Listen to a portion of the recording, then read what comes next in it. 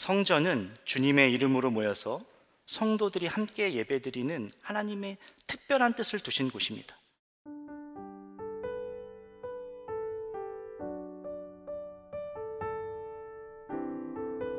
그런데 우리가 알아야 할 것은 성전 자체를 신성시 여기고 또 건물에만 주님의 임재가 임한다라고 생각하는 것은 큰 오류입니다.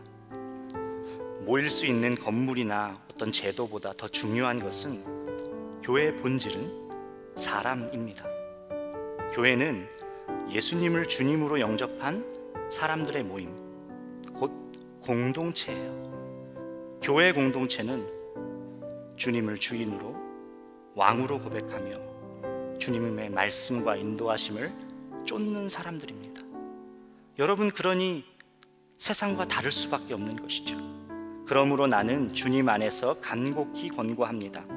이제부터 여러분은 이방 사람들이 허망한 생각으로 살아가는 것과 같이 살아가지 마십시오.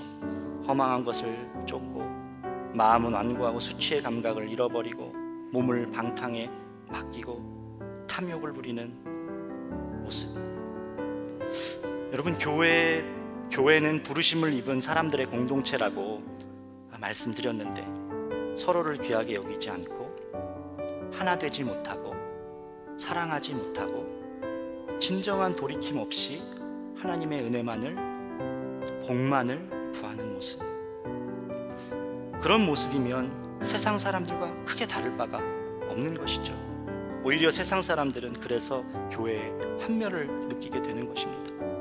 교회의 위기는 세상과 크게 다르지 않을 때 주님이 교회의 머리고 우리를 교회 공동체로 부르셨다는 사실을 실제로 우리가 믿고 있지 않을 때 교회의 위기가 찾아오는 것입니다.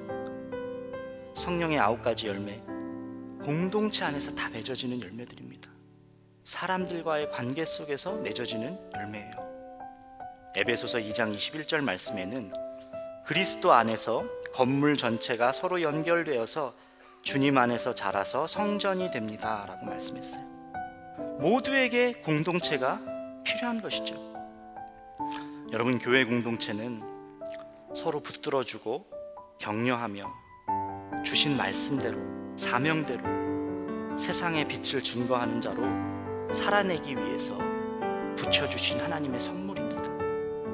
교회 공동체는 반드시 세상 속으로 주님의 선한 영향력을 흘려보내게 되어 있어요.